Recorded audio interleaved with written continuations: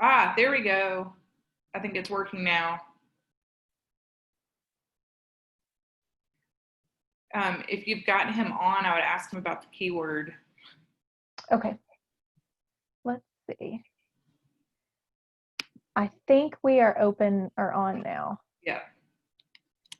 Hey, everybody. So let's just do a test. Can you guys see and hear me? Yes, hands are raised. Thank goodness. Oh my goodness, you guys. It took us quite a bit of time to get in there. Perfect. Okay. So we are now live, and the issue was I did not click the broadcast button. I sincerely apologize. So hey, everybody that's online. My name's Brandi Stroecker. I'm the director for the Tennessee STEM Innovation Network, and with me I have Amanda McCluskey. Good morning. And Amanda is one of the CTE advisors for Shelby County Schools. So Susan says, please wait for host to start meeting. It has started. Let's see. Okay. So sadly, this is a networking session, and we really wanted to be able to have you guys pop in and ask questions, but unfortunately, the networking sessions are capped at 25. So they designed this to be an actual content session, which means you can't unmute and you can't ask like real-time questions. But what I really would love for you all to do is to use the chat feature. Amanda and I can both see it. We're both going to be watching for questions as they pop up, so we can get any questions you have answered and any feedback from you all that you guys want to share about the course, about the tasks that you guys are completing throughout the online course, the modules within the online course. Please just put those questions in the chat. So I want to take a quick minute, very like 3 to 4 minutes, and kind of go through a couple of slides, just giving some background information on the actual online course. This is a very different format than has been used in years past. Traditionally, I mean, obviously the whole CTE Institute would be in person in Nashville, but with the COVID-19 pandemic, we have gone virtual. So we decided to take the approach of an online course rather than have you take 7 to 8 potentially disconnected virtual sessions. We wanted everything to build upon one another, and you can see that throughout the course content. What you do in one module leads to the second, and then to the third, and so on. So I'm gonna go through just a couple of things, and then we'll just answer questions while we have time together. So I wanted to give a quick nod to the course content developers. Becky Ash and myself with the Tennessee STEM Innovation Network pitched in on this. Scott Campbell is the Director of Technology for Murfreesboro City Schools. Shelby Johnson is STEM lead teacher at Sumner County Schools. And then, of course, Amanda McCluskey, who's on the line with us as the CT advisor for Shelby County. So very varied perspectives. And I think everybody brought something unique to the table to really give this course what it needs to be, comprehensive and holistic.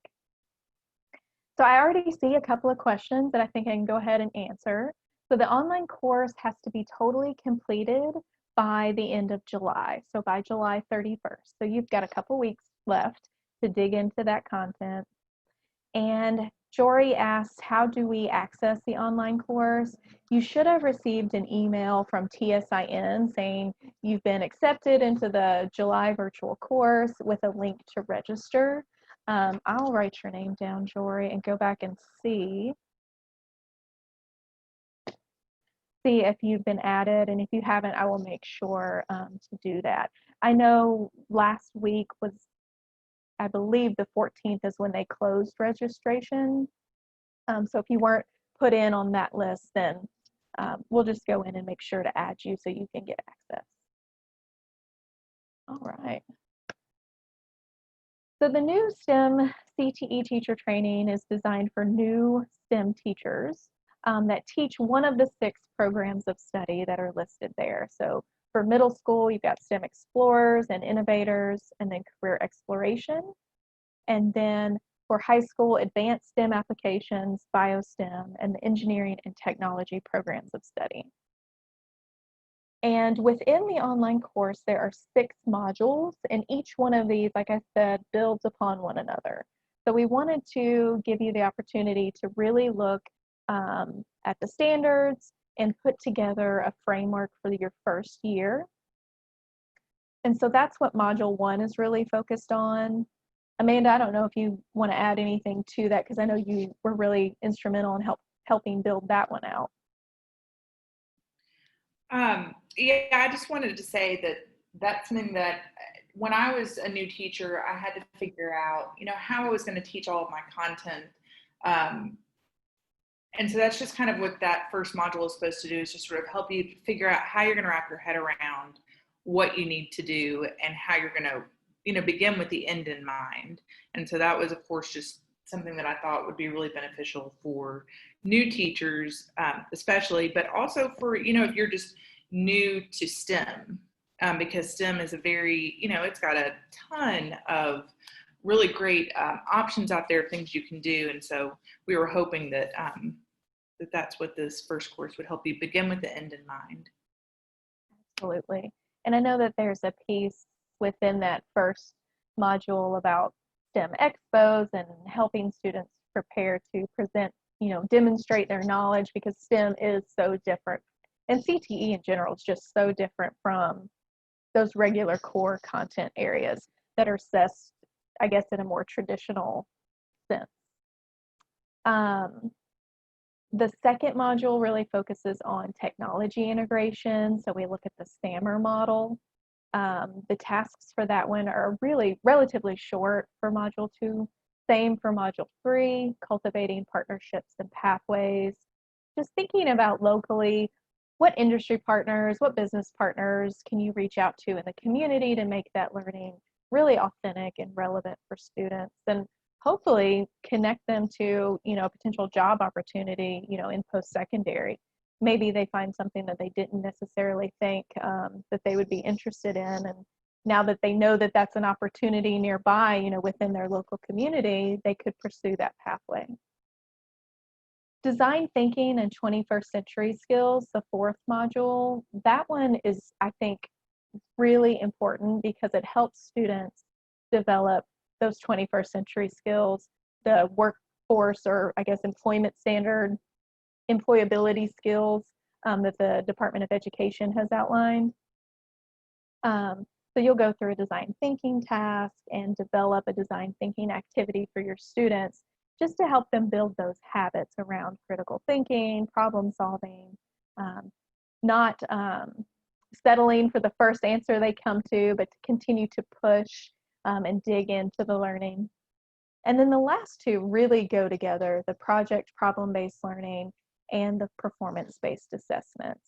Because, like Amanda said, STEM is so different, we have to think about the way we assess student learning just very differently. It can be like an oral demonstration, an explanation. It can be something that they've prototyped and actually built. It can look a lot of different ways. And I hope that by the end of those two modules, you've developed a full PBL unit for your students so you can take it right back and implement it as soon as school starts. So I'm noticing there were a couple more comments in the chat.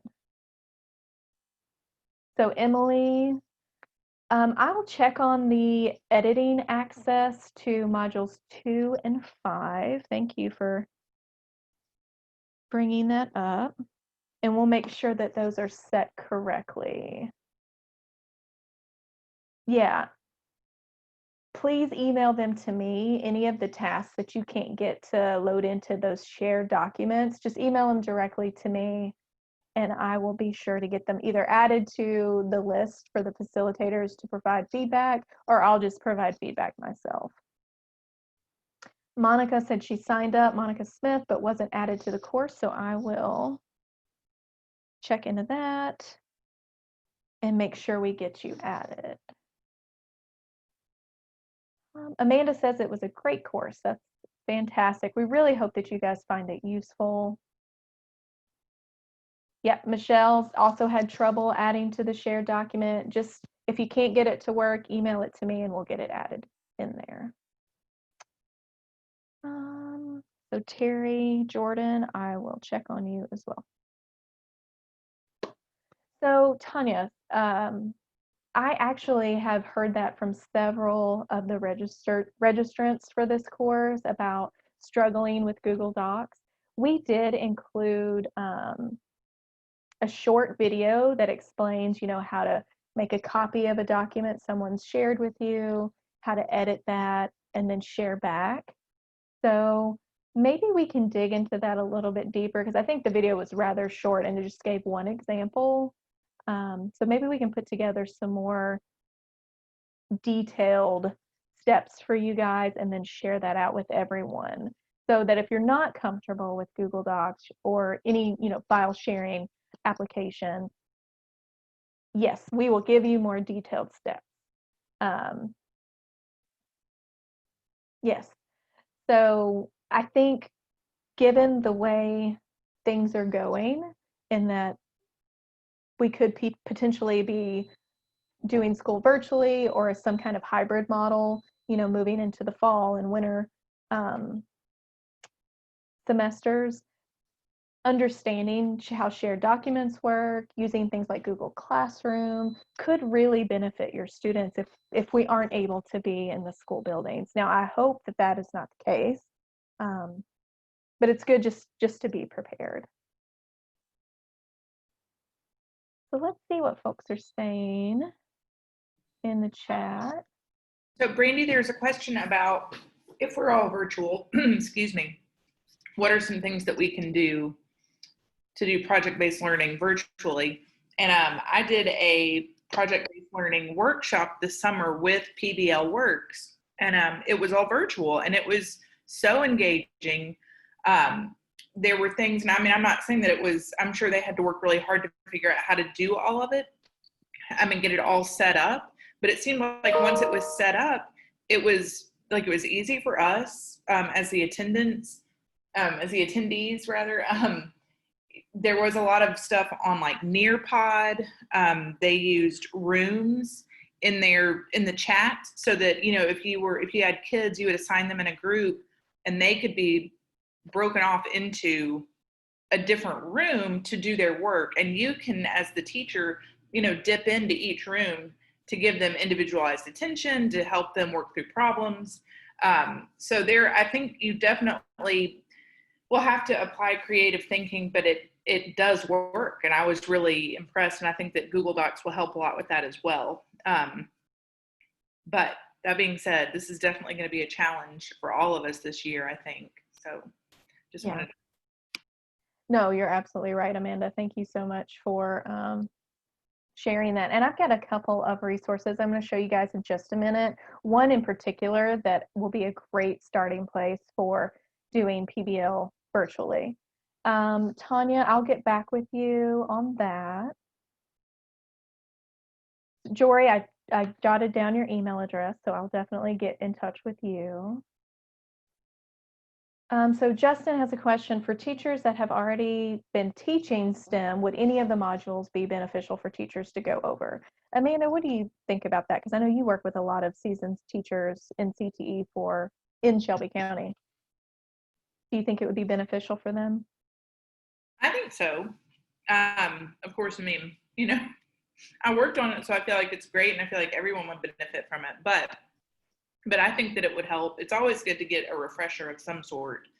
So maybe if they could have access to it, but didn't have to complete it, or, could kind of pick and choose what they wanted to do. I think it could be useful. Yeah, I think so too.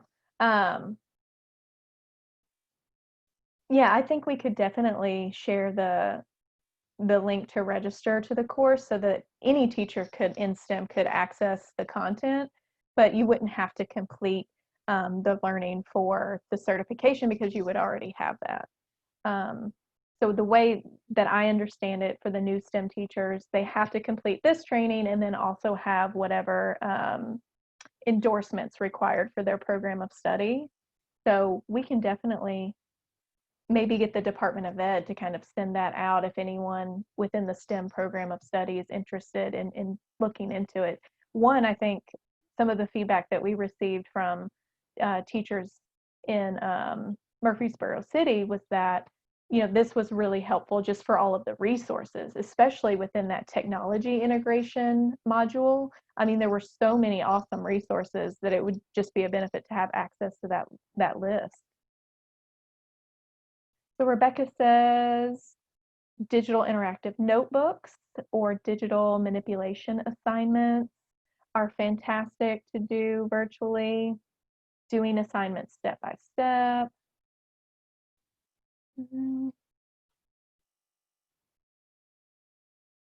And I've actually got some resources for coding, like doing PBL that involves coding, that I'll share with you in just a minute. And then William Landreth, I hope I'm saying that right. I'm going to write your name down and double check and see if you are on the last list that they sent, and if you're not, we'll get you added. So I put this information up that you see on the screen just for you guys to have, especially those that maybe haven't received that welcome email yet. Please visit tsin.org and sign up for our newsletter. We send out a lot of great information through that. Questions about the course, they can really go to me or tsin@battelle.org. But if you have any specific questions about program opportunities that you see on our website, please shoot me an email, because we definitely want to get you connected to those. If you're a teacher in a rural area, we have the Tennessee Rural STEM Collaborative that the applications are still open, I believe, through Monday. It's a year-long program. We meet 5 times virtually. Teachers get a stipend for participating, and it really just helps boost STEM engagement. So anything that you were to design or do in that program has to be related to STEM. So if you are interested, please, I would encourage you to fill out an application for that. Let's see. Paula. Yes, Paula, I will jot your name down. And if you want to shoot me an email, my email is on the screen there, stroecker@battelle.org. We'll definitely get you signed up for the course. Daniel's question about the requirements to receive the STEM endorsement. For a new STEM CTE teacher, it's taking this course, the online course that we're referring to, and you also have to have a endorsement within one of the approved content areas on the program of study standards page. So there are several different endorsements that are accepted for each program of study. So you would just have to look on that standards document. It's on the first page. Brittany just submitted an application for the Rural Collaborative. That is fantastic. Oh, Susan, my name is Brandi Stroecker. So it's the email there at the bottom, stroecker@battelle.org.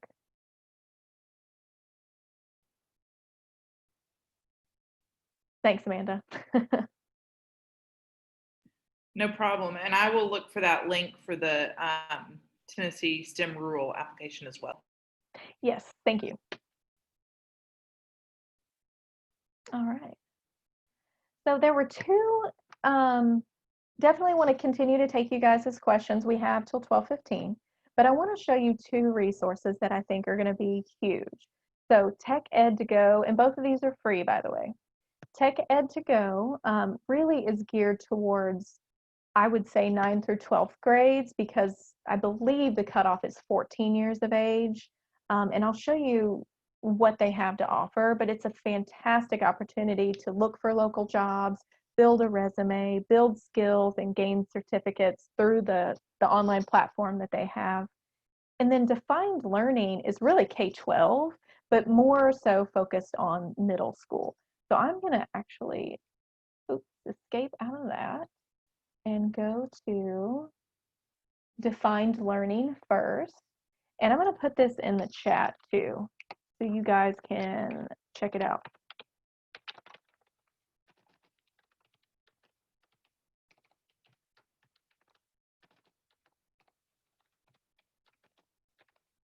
Okay, so this is the first one, defined, well, let's see if it's sent. It is sending. Definedlearning.com, and this is a demo account. So the username is Pam-TN, all capital, and password STEM, lowercase.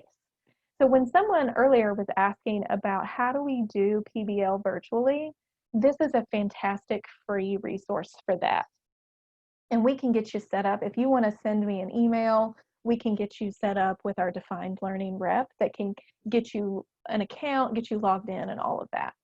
So this is the teacher dashboard, but what I want to show you is if I filter by, let's just say grades 6 through 8, and I look for projects, they have over 400 different PBL tasks that are related to Tennessee state standards and STEM specific careers, which is incredible. So I'm just gonna scroll down to one. We'll click on this one, building an aquatic habitat. This is for grade 7.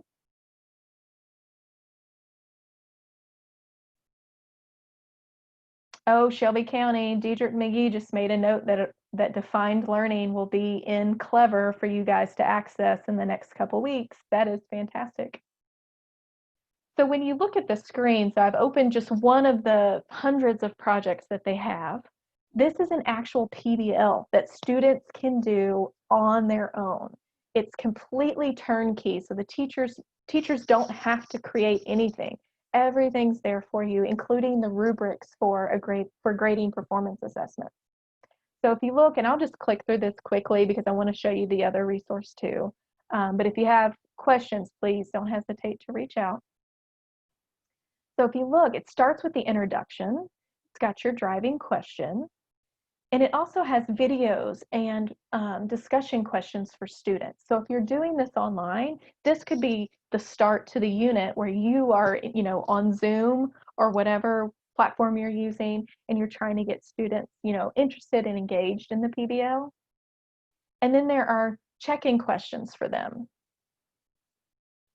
They move into exploring the background. So they use the GRASP model. If you're not familiar, it's a really great way to get students invested in what they're learning. So they have a goal, a role, a specific audience that they're supposed to be presenting to, and then the situation that they're in. And then if you look under the GRASP model, there are several different products. So these are the things that students are actually going to be creating as a prototype or to demonstrate their learning for the PBL. And as a teacher, you can customize these. So if you only want them to be able to select 3 products instead of the 6 that are there, you can do that. So for this one, students are going to make an aquarium maintenance guide. And it actually has short videos that show the students what you're really looking for in the work product. And I know I'm going fast, I apologize, you guys. There are rubrics already created that you can use to score your students, so you don't have to create any of these things. And then the best part is it links to the Tennessee academic standards, across the board for math, science, social studies, ELA.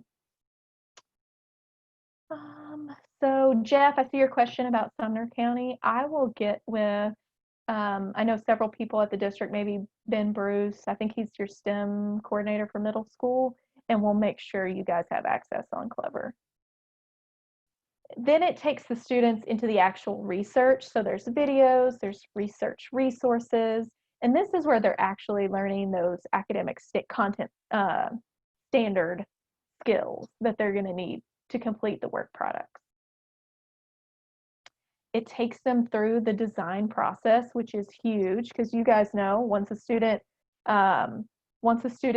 starts on a project and they come to the answer that they think is the right answer, they're done, right? They put up their hands, they're like, I'm finished. This actually has them go back and revise the work that they've done to make it better, which is amazing because it's so hard to get students used to that habit. So Steven says, what's the cost? It is free. So the Tennessee STEM Innovation Network is making this platform available to all middle school teachers across the state, really all districts across the state, so anyone can access at no cost to you. So the network is footing that bill for you guys. And then the last bit is the final reflection. So they have reflection questions that they answered, and then they're finished. So in terms of online PBL, how do we do that? It's hard. It absolutely is difficult to get students. I mean, it's even hard in the classroom to get students to think deeply and critically about problems.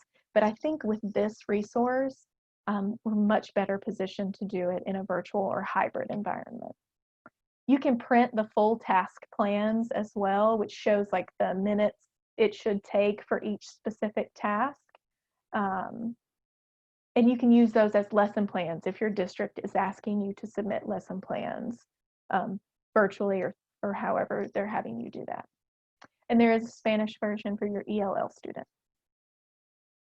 So this is one of the resources that is absolutely free that I wanted to share with you. The other is TechEd2Go, so teched2go.com. And the entire purpose or vision behind this resource is to connect industries, community partners, businesses to teachers and students that are looking to the future, you know, within post-secondary. So this one's really more, I think, high school focused. You can sign up. This is absolutely free. And so I have already created an account. So this is what the student interface looks like. They did have a cyber camp just the past couple of weeks that you guys could include in some of the learning that you provide students. So if you look, I haven't created a profile for this account, but there are options to explore careers, explore jobs, and explore learning, and then create a profile that takes everything that you've done and builds out a resume for high school students to use if they're looking to go into the workforce after high school. So I'm just going to click on one of these things, explore careers. So you can explore careers by experience level, industry, career cluster, and there are hundreds of really short videos that break down what these different careers are, the type of education it took for people in these careers, just so students know like what's out there, because there are so many varied job opportunities in the STEM field. So I'm going to go back to the chat. How do we get defined learning for free, Justin? So if you will, and I'm going to just put my email in the chat.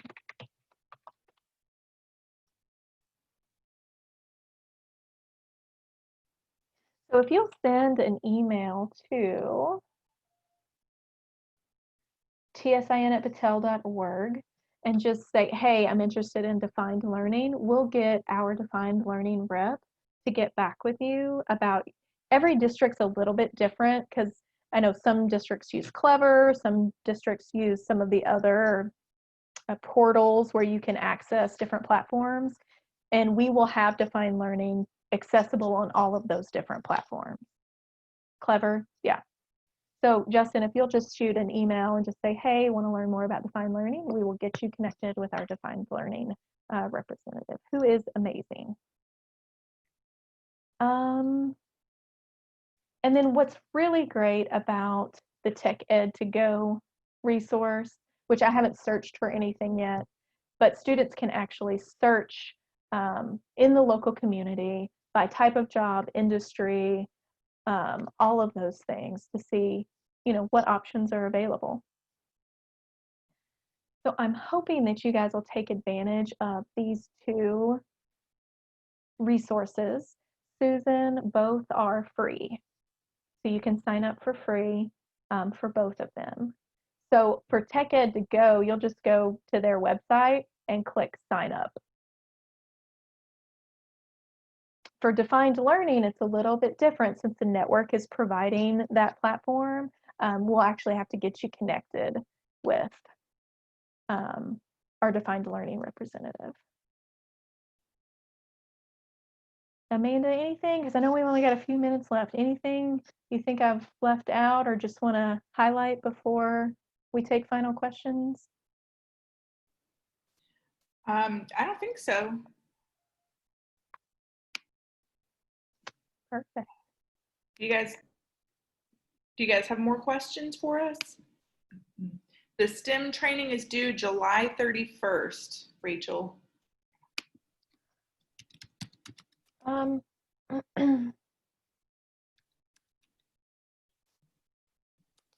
Yeah, so recap again about first-time STEM teachers certification. So my understanding is that to be certified to teach a STEM program of study as a new CTE teacher, you've never taught it before, you have to complete the online course that we will give you access to if you don't have yet. And then you also have to have one of the accepted endorsements that is listed on the program of studies standards document. So if you pull up your program of study on the Department of Ed's website, the standards document, that first page, it'll list, I think each of them have between like 20 and 40 different endorsement codes that they accept. So if you have that endorsement code and you take the new STEM teacher training course that we're talking about now, you should be good. Yes, Rebecca. It's the new STEM teacher course that started the 1st of July and goes through July 31st. So they did not give me a key code, but I'm just going to double check real quick before we hang up.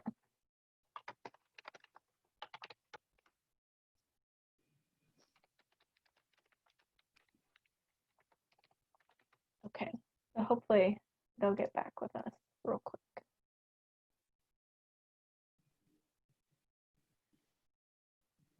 So Scott, I think you're asking, how do we access the course? So I guess the first question is, did you register for the STEM program of study through CTE? If you did, they were supposed to put your name on this list that the network received, and we sent you guys a welcome email. So if you haven't received that welcome email, Scott, that says welcome to the new STEM CTE teacher course, then you're not registered yet. So I'll double check on that one. So Monica says the survey does ask for a passcode or key code. So hopefully they will get back in just a second. Amanda, can you pull up the Department of Ed? Yeah, that's exactly what I was what I was just doing, was trying to send her the how to get to the course codes.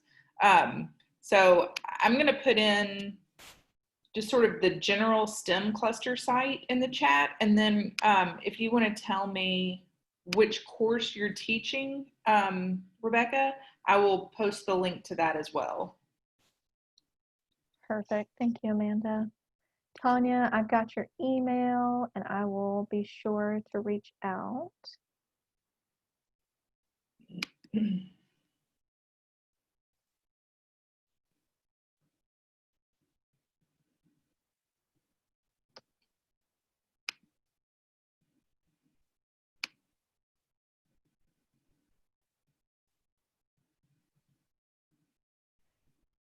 Why don't you guys try STEM as the key code and see if that works?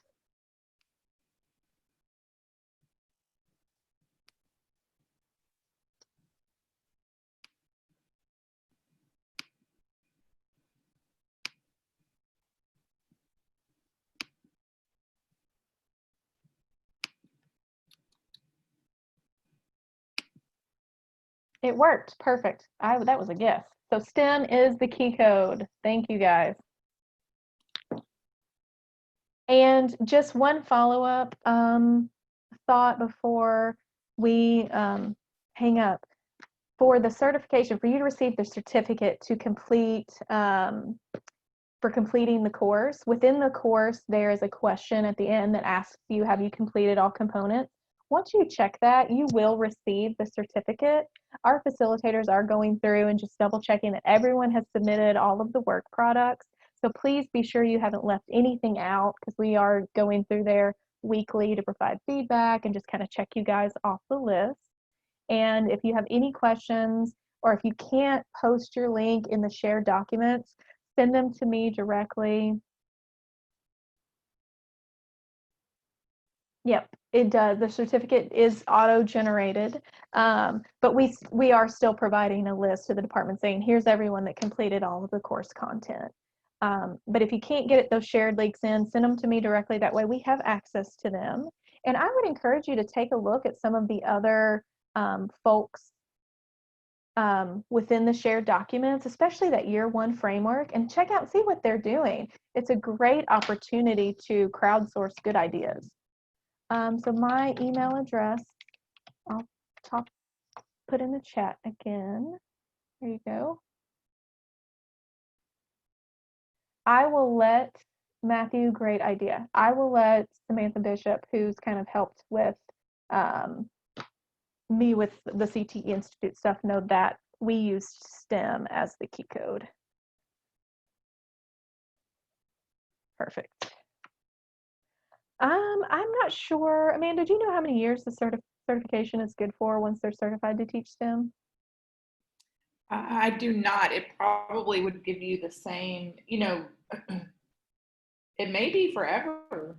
It may just be that you have to renew your teacher license, like that. But I'm actually not sure. That makes sense, but I don't know for sure.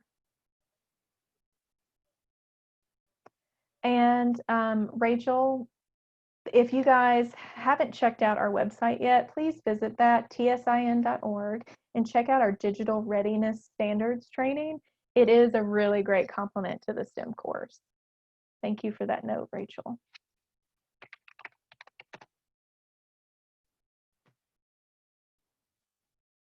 So I think our time is up. I really appreciate you guys being engaged and asking questions. I'm really excited for everyone to go through this course. I do think even if you are a veteran, teacher in STEM or CTE, you'll get a lot of great resources out of it. Please check out Defined Learning. It is free. Really focused on grades 5 through 8, but it is K-12. TVA STEM is another really great resource, yes. So if you guys haven't visited TVA STEM, please do that as well. They've got K through 12 lessons, I believe. And then also teched2go.com. Perfect. Amanda, thank you so much for co-hosting. I appreciate your help. Absolutely. I was happy to do it. Thank you guys for joining us today. I see Mr. Smalley is asking, will all STEM teachers be using this curriculum?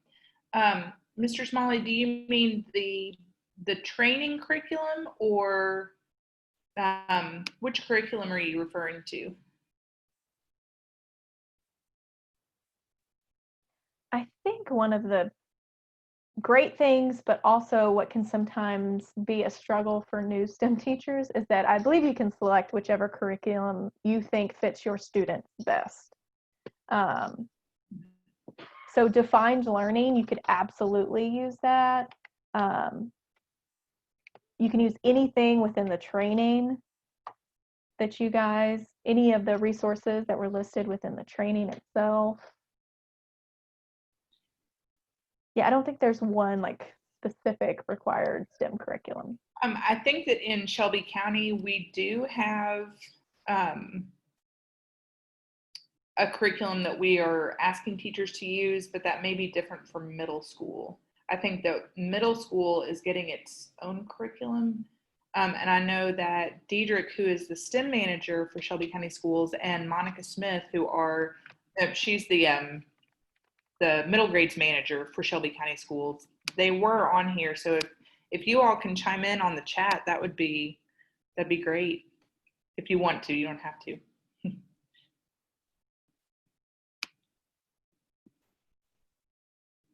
Yes, I would encourage you to check with your district, STEM or CTE advisors. They are a great resource, and it can hopefully answer all your district specific questions. Yeah.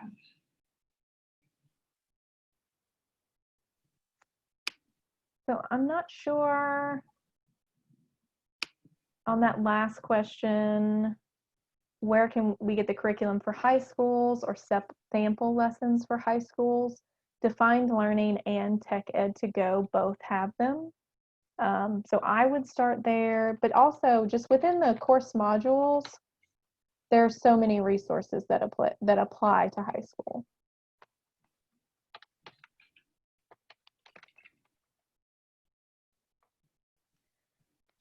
All right. Well, our time is up. I appreciate everybody for joining and asking questions. And then Justin, I will send you an email.